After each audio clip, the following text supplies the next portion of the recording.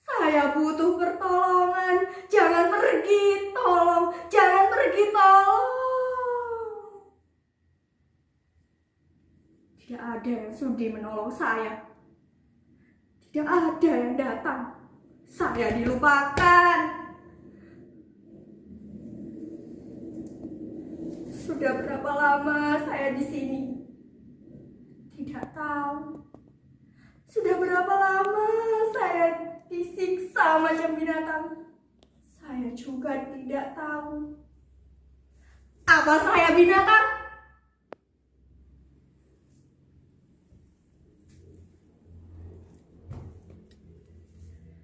Empat dinding ini, dan hanya ada satu jendela berjeruji besi jauh di atas sana. Tembok yang tebal, tidak ada perabotan, hanya bantal dan tikar, tidak ada selimut. Saya tahu penyiksaan ini saya tidak mungkin lolos jika tidak ada yang sudi menolong saya.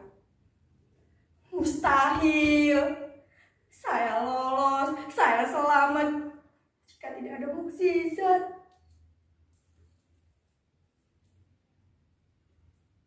Mudasir, kamu Mudasir, bagaimana caranya kamu bisa masuk kamar ini? Mudasir, kenapa tidak kenal saya lagi? Saya Atika, istrimu, Mudasir. Dulu kamu mengantar saya ke Jakarta. Kita berpisah di Bandara Soekarno-Hatta, Cengkareng. Kamu bercerita di surat. Sehabis mengantar saya, kamu pulang ke kampung dan mengurus sawah. Sampai setahun lebih kita saling berkirim surat. Namun setelah penyiksaan ini, setelah musibah ini, surat-suratmu tidak datang lagi. Jangan pergi, Mudasir. Jangan tinggalkan saya. Apa saya sudah tidak punya daya tarik lagi? Dulu kamu selalu bilang saya cantik. Saya memang cantik. Kecantikan alami, tanpa bedak dan ginju. Kamu suka saya apa adanya. Kamu sering bilang begitu. Saya tahu, Mudasir. Penyiksaan ini sudah membuat saya tidak secantik dulu lagi. Mungkin jika di kamar ini ada cermin, saya bisa segera tahu. Wajah saya mungkin tidak secantik dulu lagi. Bahkan seperti gombal busuk, bacin dan tidak layak untuk dipandang-pandang. Bikin jijik kan? Tapi Mudasir, kamu menikahi saya lahir batin kan? Kamu tidak hanya menikahi wajah saya. Iya kan? Ini saya Atika. Mudasir, jika memang kamu di sini, keluarkan saya dari sekapan ini, Mudasir. Lalu kita pulang ke kampung bersama-sama. Apa?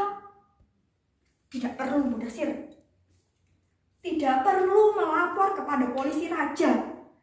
Tidak perlu melapor kepada Menteri Tenaga Kerja. Kita warga negara Indonesia, bukan warga negara Filipina.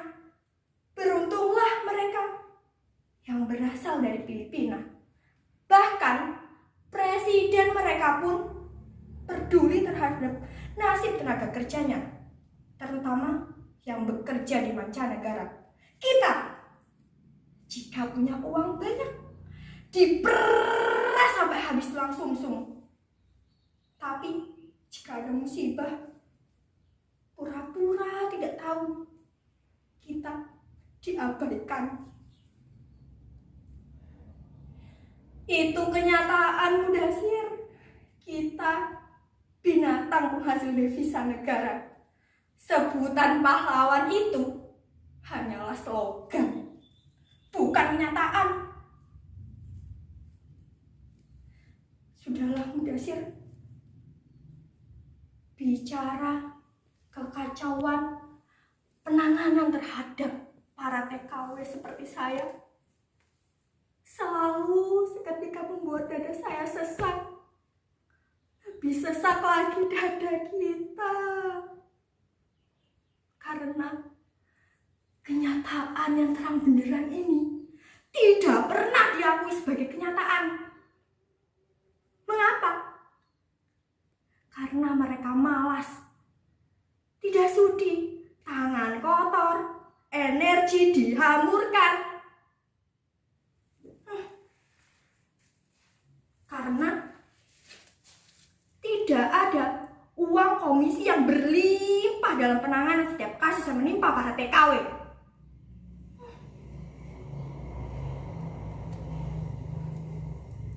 Lagi pula, butuh kemampuan diplomasi agar pejabat kita diakui oleh orang-orang asing. Kenyataannya, pejabat kita menjadi bahan tertawaan.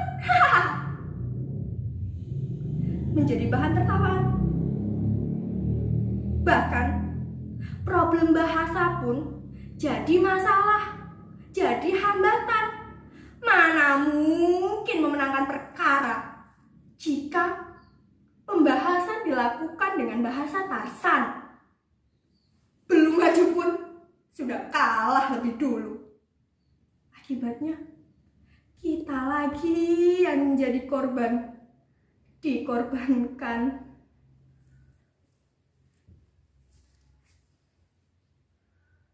Mudasir, lihatlah bekas luka-luka saya di sekujur tubuh.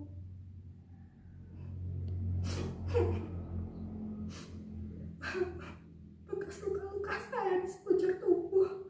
Sebelum saya dijebloskan ke dalam kamar ini, saya dipukuli.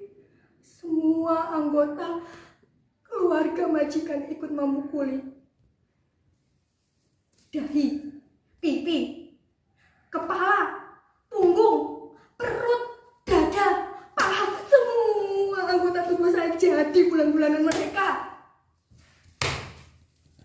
Saya dipukul dengan tangan, tendangan, kaki, kepala,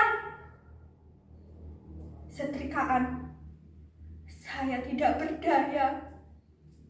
Saya tidak berdaya, seperti bola disepak sana kemari tanpa bisa membela diri.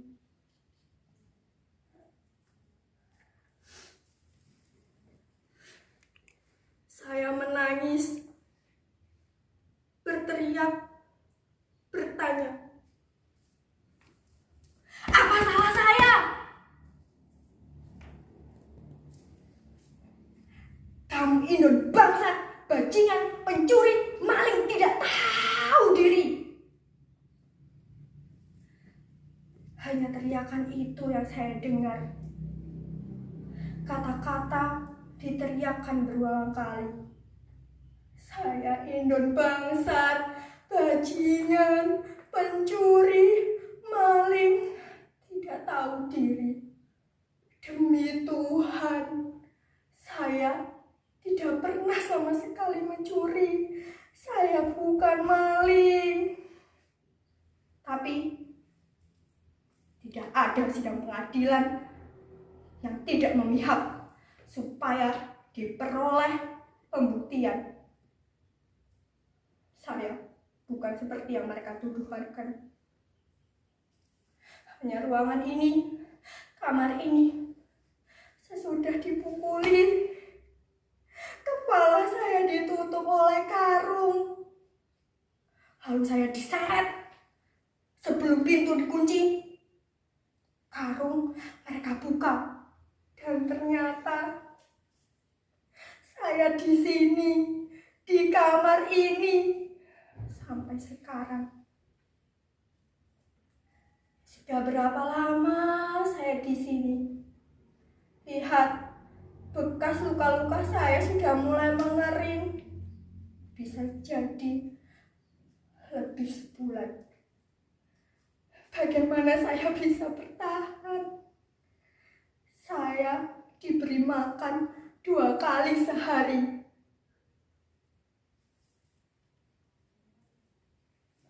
Minuman di termos plastik bocor. Saya makan dan minum dengan piring yang kotor.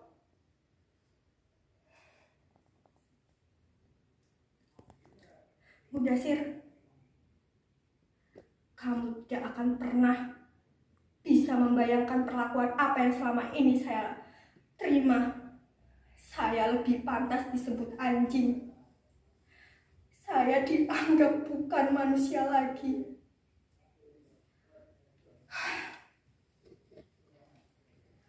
Kekuatan hukum nampaknya tidak berdaya dalam hal ini, sebab aparatnya lebih sering pilih kasih. Mana mungkin mereka membela saya yang anjing Indon lagi. Saya yang datang hanya untuk mencuri, merampok uang mereka. Tentu mereka lebih percaya kepada sesamanya yang sebangsa dan kaya, bukan kepada anjing seperti saya.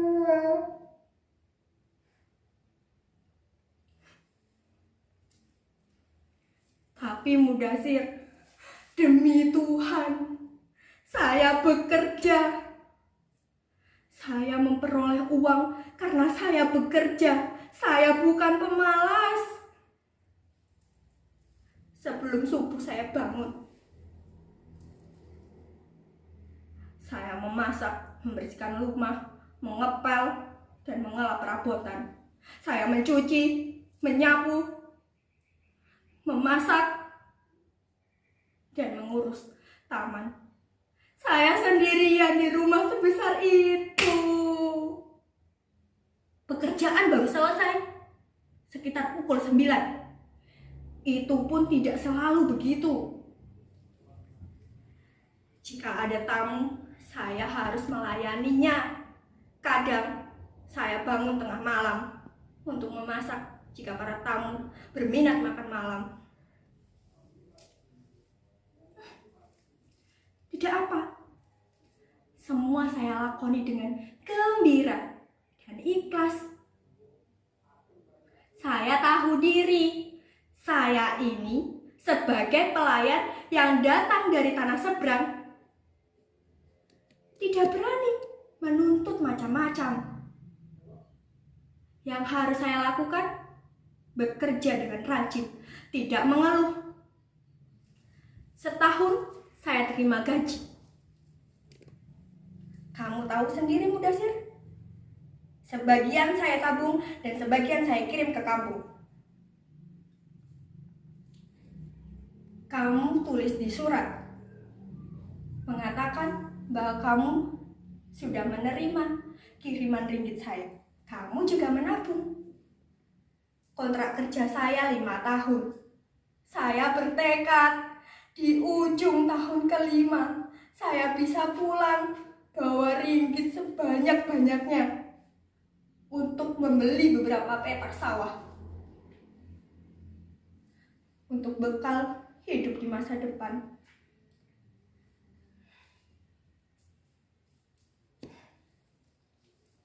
Pada bulan ke-13, lelaki majikan menghampiri saya. Nampak mabuk dia. Malam itu, nyonya majikan dan kedua anaknya sedang menginap di rumah famili di luar kota. Dia masuk ke dalam kamar, mengunci pintu, lalu duduk di pinggir ranjang. Buru-buru saya duduk di kepala ranjang. Waktu itu saya tidak sempat bertanya. Lebih tepatnya saya tidak berani bertanya. Tapi sebagai perempuan, naluri saya mengatakan ada yang tengah menggoda majikan saya.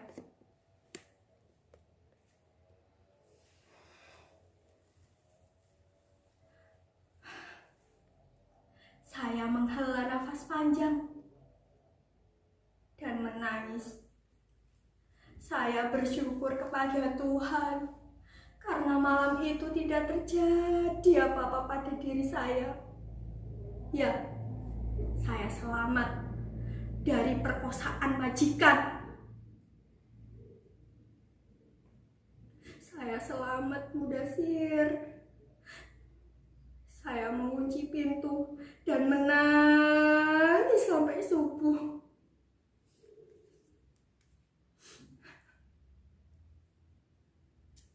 Mudasir, barangkali itulah satu-satunya kesalahan saya. Iya, itulah satu-satunya kesalahan saya. Menolak hajat majikan. Itu sebabnya saya dipukuli, disiksa, dihajar macam begini. Siksaan memang tidak langsung saya terima. Maksud saya, sampai bulan ke-15 keadaan masih normal. Tapi pada bulan ke-16 majikan lelaki mulai mengeluh kehilangan uang. Dan siapa lagi yang bisa disalahkan atas itu? Tentunya saya, pelayan yang miskin, Indon lagi. Saya mulai menerima tamparan, pukulan dari nyonya majikan dan kadang dari kedua anak mereka laki-laki.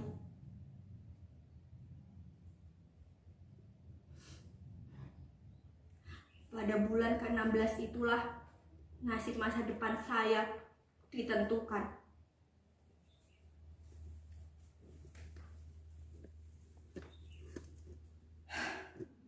Anak lelaki majikan mulai mengeluh kehilangan uang.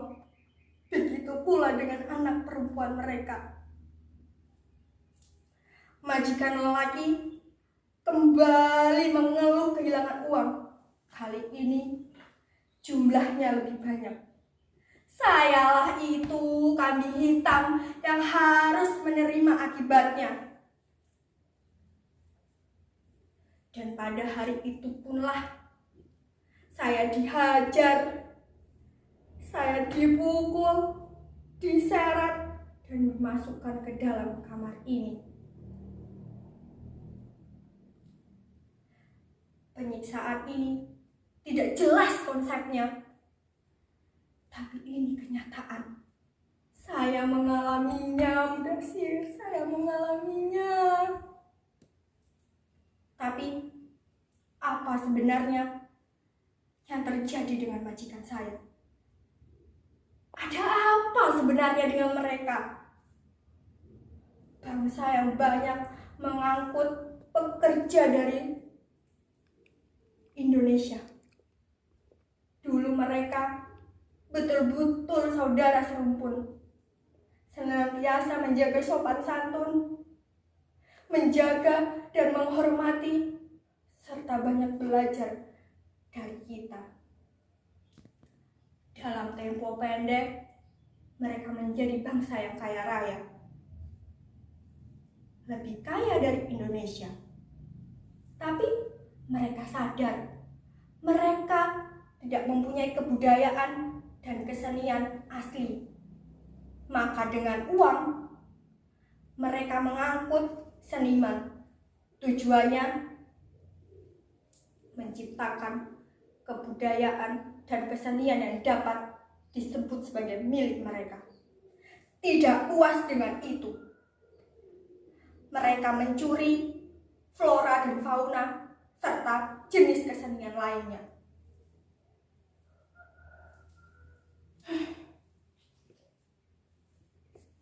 Jika saja perkaranya berhenti sampai masalah curi-mencuri, mungkin saya tidak akan sengsara seperti ini.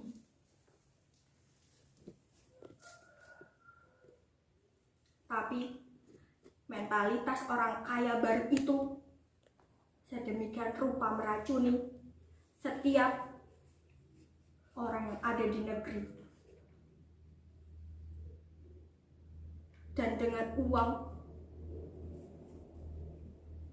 mereka merasa berhak menyiksa dan membunuh budaknya. Mudasir, mengapa diam saja? Kamu tidak percaya dengan cerita saya? Demi Tuhan, saya masih suci. Tidak ada laki-laki yang berani menyentuh kehormatan saya. Kamulah satu-satunya lelaki bagi saya. Percayalah kepada saya, Mudasir. Jangan pergi.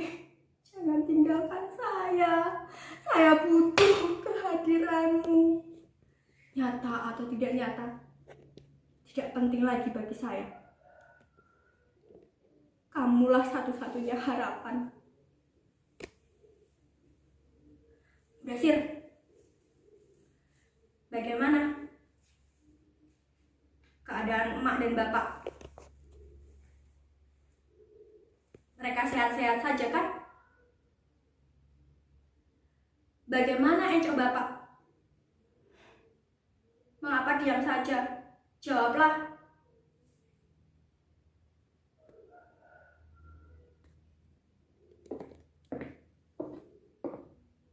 Mudasir, dengar.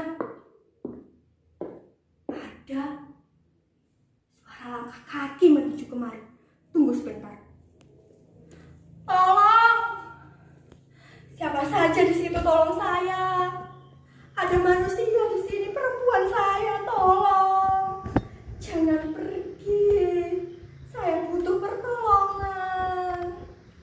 Jangan pergi. Tolong. Jangan pergi.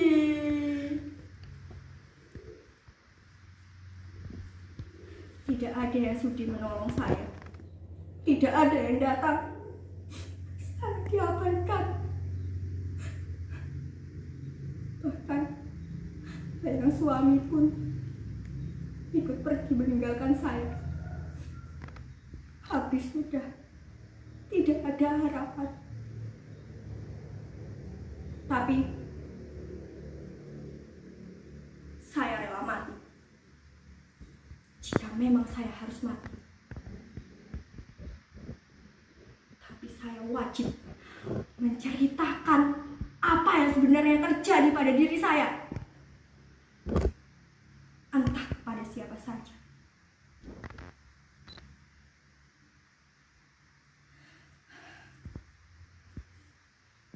Siksaan saya harus dijelaskan. Saya tidak rela mati tanpa ada satupun orang yang tahu apa yang sudah saya alami. Siksaan saya harus dijelaskan. Saya disiksa tanpa sebab, tanpa penjelasan. Adilkah itu? Adilkah itu?